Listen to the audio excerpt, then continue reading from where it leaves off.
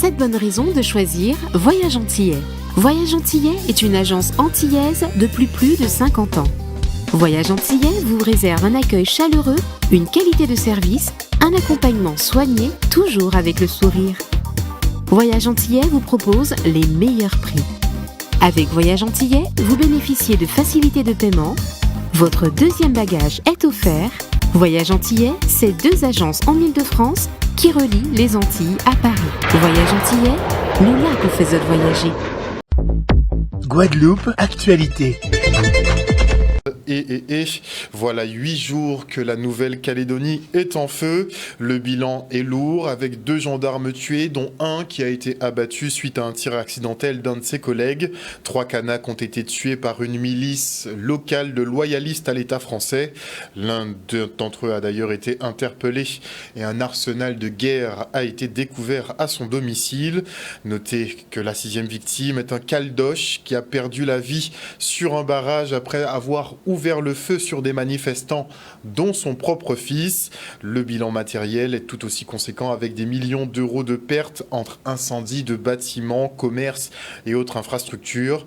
Plus d'1 millier de policiers et gendarmes ont été envoyés en renfort pour rétablir l'ordre sur l'île.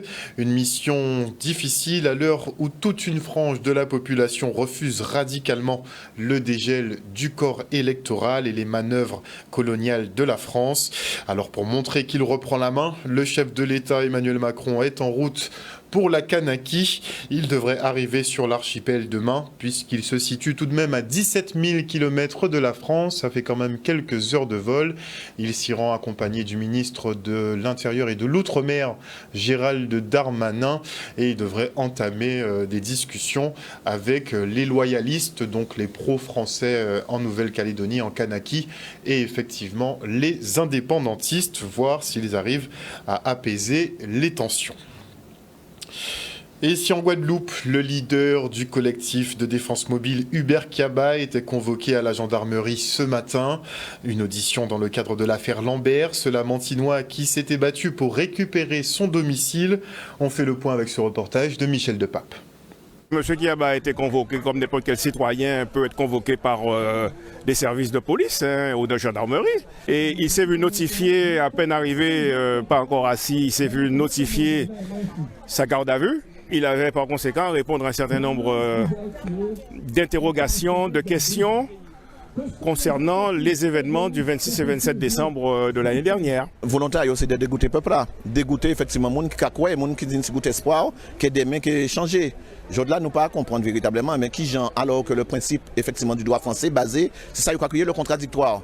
Donc par conséquent, on ne peut pas véritablement condamner un monde, on ne peut pas mettre nous dans cette situation-là. Ça, si vous pas savent, ça y passé. Jordan arrivé à répondre à une convocation que vous fait moi, Jordan arrivé effectivement, et quoi dit bon, mais tout de suite on garde à vue parce qu'il y a des faits qui fait. Alors on ne pas savoir si c'est parce que c'est fait la fête, j'ai une fête là, ou alors si c'est parce que nous pas clairer mon trop. Ils ont décidé de mettre tout de suite en garde à vue. Donc par conséquent, nous tenons des avocats qui étaient accompagnés nous. Nous avons d'autres encore déjà préparés. Parmi 400 personnes qui étaient sur le site, d'une façon générale, c'est M. Kiaba qui a été choisi pour pouvoir répondre en son nom personnel de ce qui s'était passé, un peu comme si il devait porter à lui seul la paternité de tous ces événements. En cas signalé que l'avocat, moi, c'était M. Sylvestre qui participa dans toute garde à vue là, mais nous tenions aussi M. Corali qui vient, qui a dit comme ça qu'il paraît à porter force parce que nous fiers de savoir que nous avons ensemble de monde en Guadeloupe, nous avons ensemble de monde dans le pays là, qui ont occupé des gens qui ont souffert, des gens qui n'ont pas nivra, et c'est ça qu'il a commandé pour la Guadeloupe. Donc aujourd'hui, nous sommes à l'aise, même si nous savons que ça y passe là, déranger nous, ça dérange les Guadeloupéens, ça peut permettre véritablement que nous comprenions aussi que aujourd'hui, nous pas dire ennemis, mais nous sommes des gens qui ça a dérangé. Donc par conséquent, chaque monde qui fait opinion à eux, mais aujourd'hui, puisque jamais nous déterminés, nous payons la chia ailleurs. Ici à donner avec courtoisie, avec détermination, avec pondération et sagesse, avec intelligence, avec flegme et calme. Et ça, c'est important de le dire parce que il n'a pas cherché à être stratège, il a cherché à être honnête. Et car il s'agit ici de s'assurer que la manifestation de la vérité soit réelle. Et c'était donc dans son consentement, puisqu'il s'agit aussi de sacerdoce pour lui, de faire les choses le mieux possible. C'était donc dans son consentement que de donner le meilleur de lui-même pour que la manifestation d'une vérité humaniste soit dite, révélée et comprise par la population. Et retour maintenant sur la marche de la communauté haïtienne samedi dernier.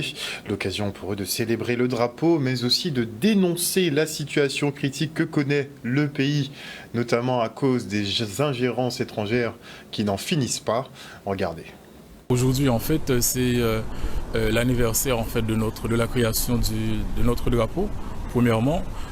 Donc on voudrait aussi marquer cette occasion en fait, pour profiter pour dénoncer un petit peu tout ce qui se passe en Haïti, le contexte actuel, donc le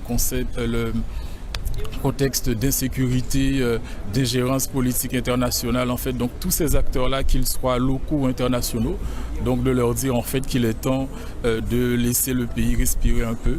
La présence nous aujourd'hui là, c'est par rapport à la situation que le pays en nous vivre.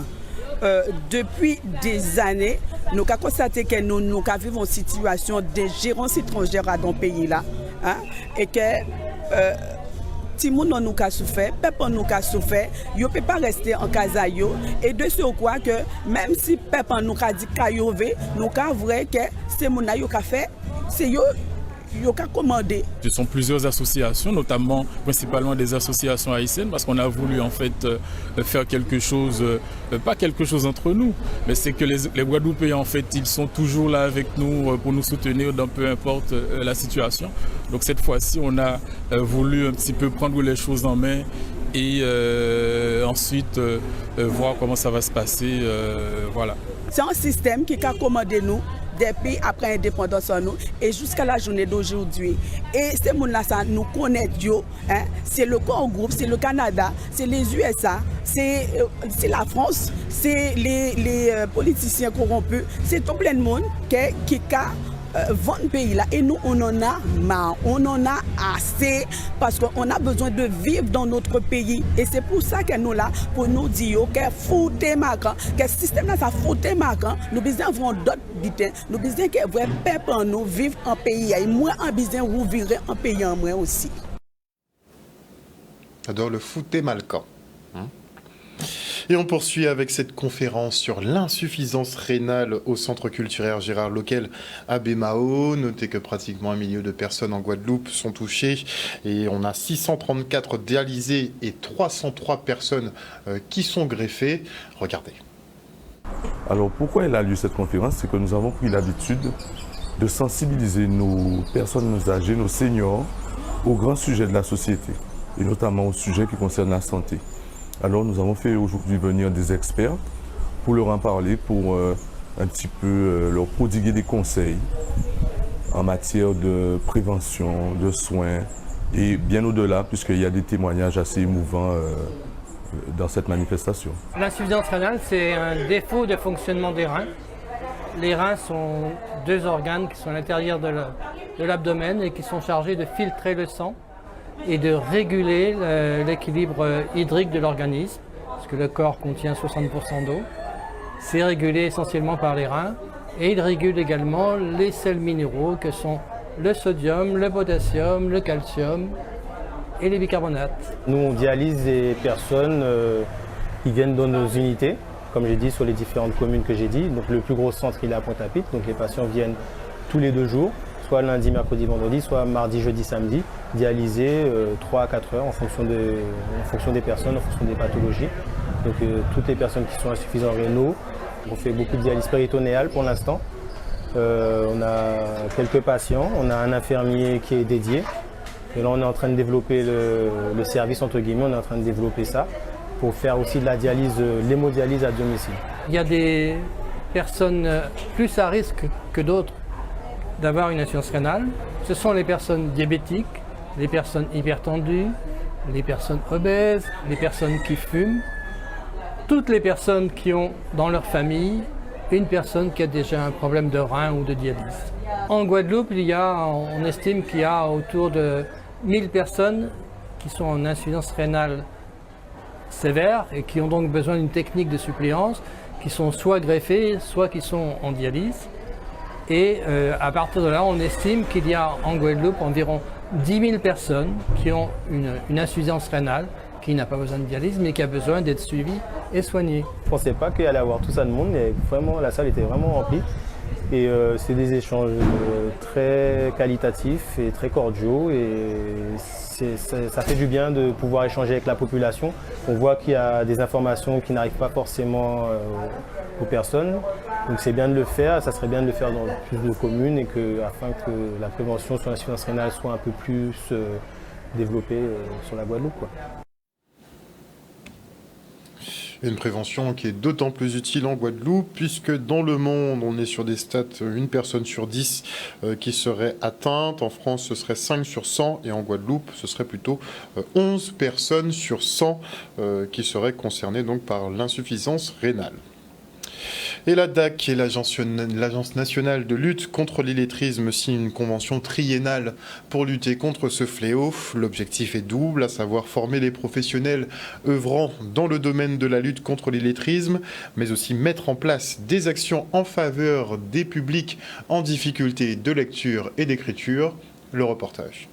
Cette signature est importante parce qu'elle témoigne, sur un champ particulier, celui de la culture, de l'engagement de l'État à lutter contre un fléau de la Guadeloupe, qui est l'illettrisme. On sait que l'illettrisme frappe environ 20% de la population en Guadeloupe, qu'il est également en essor chez les jeunes. Et sur le champ de la culture, l'illettrisme est un enjeu majeur, parce qu'il signifie une partie de la population est éloignée de la culture.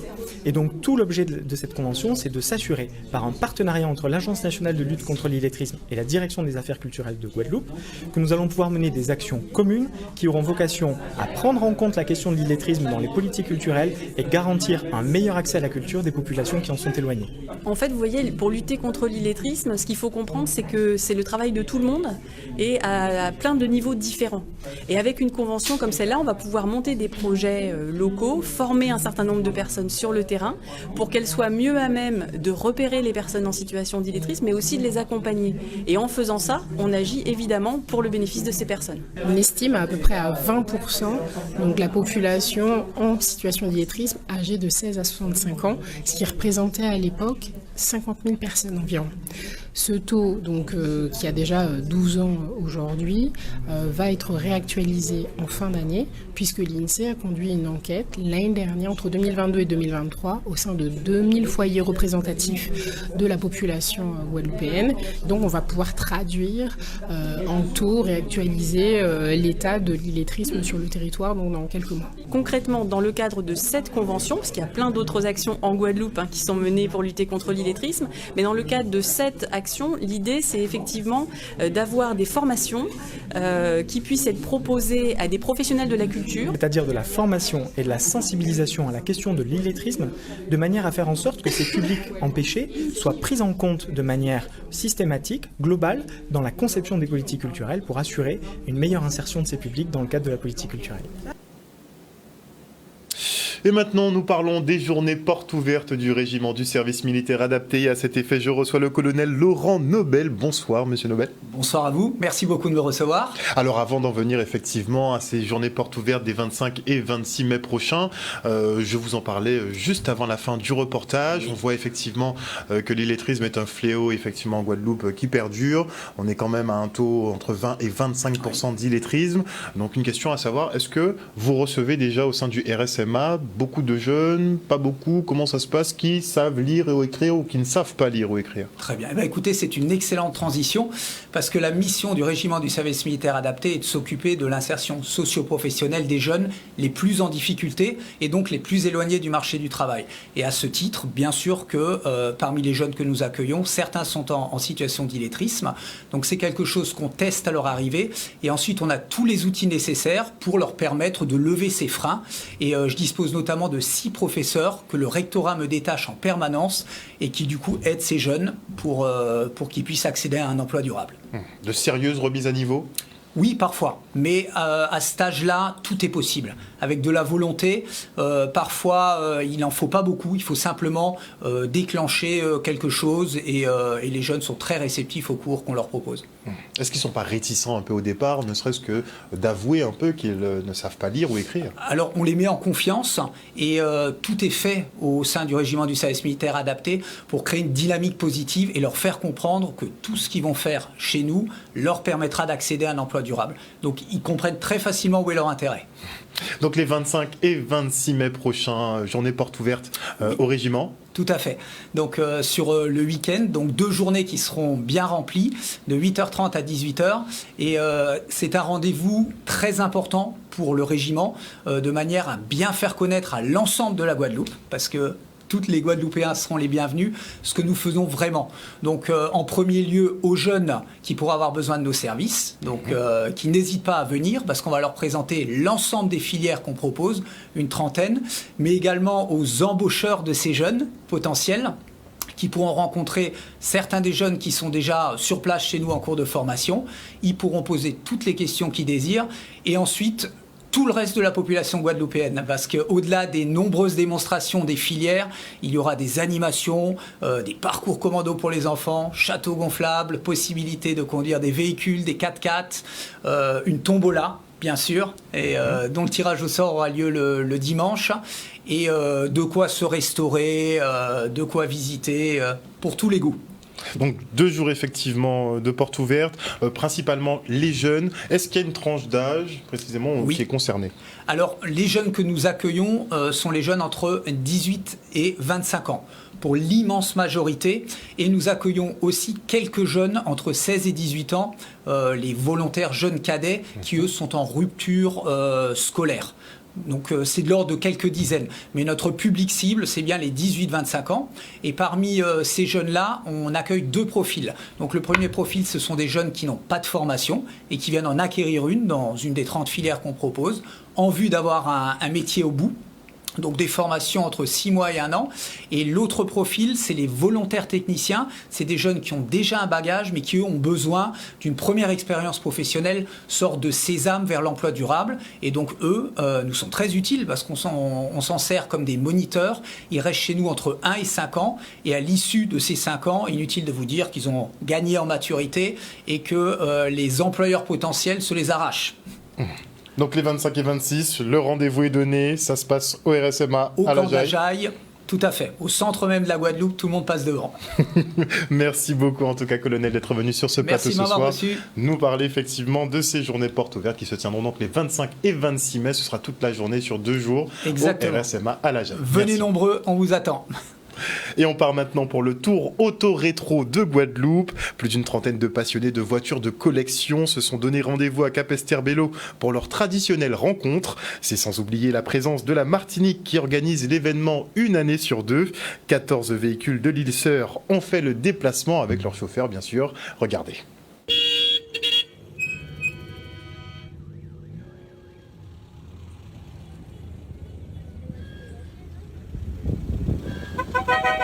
C'est sur 3 jours, le 18, 19, 20 mai. Le samedi, nous faisons une promenade en Grande Terre. Le dimanche, nous avons un rallye. Et le lundi, nous faisons le tour de la Grande Terre. Donc c'est pour ça que notre tour s'appelle le Tour Auto-Rétro de la Guadeloupe. Et nous organisons ce tour une année sur 2 ici, et une année sur 2, c'est la Martinique qui organise son tour en la Martinique, et nous allons chez eux. Là, aujourd'hui, nous avons 14 voitures qui viennent de Martinique. Moi, j'ai une Austin Mini de 1991 qui est juste derrière moi. Et c'est une voiture qui est déjà très amusante à conduire et j'aime beaucoup parce que c'est tout petit et ça prend pas beaucoup de place sur la route et on a l'impression d'être dans un jouet en fait. C'est mon mari qui m'a un peu amené à cette passion, si vous voulez, dans la mesure où il a une petite Innocenti, entre autres. Il a une Innocenti, une 2 chevaux Et nous, on a eu un adhérent qui vendait cette voiture, la petite Mini dont je vous parle. Et tout de suite, j'ai eu le coup de foudre pour cette voiture. Je suis venu avec une Cadillac Fleetwood Brougham. C'est une grosse berline Cadillac des années 70. Celle-là date du début des années 70. Voilà, c'est la première fois que je sors avec parce qu'on a eu beaucoup de travail avant de la remettre en état. Et voilà, c'est un véhicule qui est assez confortable pour ce type de sortie. Un ami qui l'avait acheté bien avant moi me l'a vendu. Et la carrosserie était assez propre, c'est essentiellement mécanique ce qu'on a fait dessus, on n'a pas fait beaucoup de carrosserie. C'est un véhicule sur lequel il n'y avait pas trop de frais à faire. Le principe de la Brougham, c'est qu'elle a un toit en vinyle, donc ça ressemble à une capote mais c'est rigide, ça ne s'ouvre pas. Le bleu Cadillac, c'est une couleur qui est très typique, qui est très courante sur ces voitures-là. Et la finition Fleetwood, c'est tous les chromes que vous avez autour avec les enjoliveurs chromés, etc. Voilà, c'était à l'époque, il fallait que les Américains voient que ça brille et que c'était très long et très gros. Et notez d'ailleurs que pendant les journées portes ouvertes au RSMA, vous aurez une petite exposition de grenades, les petites mobylettes d'antan. Et nous sommes en ce moment en liaison téléphonique avec Ferdi Louisy, le président du Parc national de Guadeloupe. Bonsoir, monsieur Louisy. Bonsoir monsieur Louisy, bonsoir à l'ensemble des téléspectatrices et téléspectateurs de Canal 10. Alors en ce moment, monsieur Louisy, vous êtes actuellement au Pérou dans le cadre d'une conférence qui va se tenir effectivement demain sur les perspectives françaises et péruviennes dans le Pacifique. Vous avez un volet environnemental à votre charge. Est-ce que vous pouvez nous préciser de quoi il s'agit exactement ? Alors c'est une conférence qui a été prise à l'initiative de la France pour conforter les relations diplomatiques entre la France et le Pérou, et qui vise notamment la gouvernance et la protection des océans. On sait que sur le côté pacifique, le Pérou a un rôle important puisque c'est un pays qui a beaucoup de richesses halieutiques, c'est-à-dire au niveau de la mer. Et nous avons souhaité, l'ambassadeur de France au Pérou a souhaité mettre en place cette rencontre bilatérale entre la France et le Pérou afin d'échanger sur la protection des milieux marins, notamment avec les objectifs qu'on a fixés au niveau international de 30% d'air protégés au niveau des espaces marins, mais aussi montrer le savoir-faire de la France en matière de gouvernance des espaces maritimes, à l'instar du Parc national de la Guadeloupe. Et donc, je suis venu ici au Pérou à la demande de son ambassadeur, en coordination avec l'Agence française de développement, pour faire part de l'expérience et du savoir-faire que nous avons en Guadeloupe, et échanger non seulement avec les autorités gouvernementales, notamment le ministre de l'Environnement du Pérou, mais aussi avec les syndicats de pêcheurs que j'ai rencontrés cet après-midi à Hong Kong, également avec les maires, les municipalités, pour bien montrer que le rôle des maires en matière de protection des espaces naturels terrestres et maritimes, et évidemment aussi avec des organisations non gouvernementales qui luttent justement pour la préservation de la biodiversité et qui font beaucoup d'actions pour éviter les pollutions de nos espaces maritimes. Alors, justement, monsieur Louisy, on a encore de bonnes conditions, on va dire, ici en Guadeloupe. On est une terre un peu protégée, on va dire, entre guillemets. Mais au vu de l'état des océans actuellement, on sait qu'il y a un continent carrément de plastique qui s'est formé. On sait que des microparticules sont en quantité dans toutes les eaux, dans toutes les mers de cette planète. Est-ce que c'est pas une bataille qui est perdue, finalement, la préservation des océans ? Alors, ce n'est pas une bataille qui est perdue, et la problématique des océans, de l'océan de plastique que vous avez évoqué, est prégnante également ici, à partir du moment où les pays s'engagent. Et là, on est sur un pays comme le Pérou qui s'engage justement pour la préservation de ces océans en acceptant de mettre sur protection des millions de kilomètres carrés d'espace maritime. On va y réussir. Alors, l'exercice, s'il est fait par un pays de manière isolée, ça va être difficile, Mais là, on voit le travail que fait la France sur l'ensemble de l'océan Atlantique et notamment sur la zone Caraïbe. On voit le travail que fait la France sur l'ensemble de la zone asiatique au niveau de l'océan Indien. Et maintenant, le gouvernement français souhaite, avec l'expérience que nous conduisons en Guadeloupe via le parc national, partager aussi ce savoir-faire au niveau de l'océan Pacifique, en lien notamment avec la Polynésie. Mais les territoires français ultramarins ne suffisent pas. Il faut une coopération avec le pays. Et les pays ont besoin de voir quel est le savoir-faire ultramarin de la France. Et c'est pourquoi, ici au Pérou, je suis venu présenter ce savoir-faire pour justement asseoir une politique internationale de préservation pour lutter contre ces phénomènes de pollution due au plastique. J'ai vu une discussion avec l'Institut de la mer du Pérou. On a discuté des algues qui ici ne sont pas polluées et servent à un développement économique majeur puisque c'est commercialisé. Et je leur ai expliqué la situation de la Guadeloupe vis-à-vis des algues sargasses, des algues brunes. Et ils n'ont pas la même problématique que nous. En revanche, sur les pollutions en plastique, oui, le problème il est mondial, visiblement, puisque il existe à la fois sur cette partie de l'océan Pacifique, mais aussi de la partie de l'océan Atlantique. Et on le voit, il y a un point que nous avons beaucoup discuté, c'est le phénomène d'El Niño, qui vient considérablement perturber les écosystèmes et le fonctionnement de ce pays. Là aussi, nous avons échangé et nous avons pu trouver des points communs à nos écosystèmes. Et ça peut paraître surprenant que du côté de l'océan Pacifique, de la côte Est, nous ayons des problématiques que l'on retrouve au niveau de l'océan Atlantique de la partie Ouest. Et en plus de ça, nous sommes sur une zone sismique, puisqu'il y a une faille sismique importante au niveau du Pérou. De la même manière, nous avons aussi cette problématique de faille sismique au niveau des petites Antilles. Donc c'est porter l'expertise guadeloupéenne, mais aussi récupérer peut-être quelques solutions à exploiter ici en local. Absolument.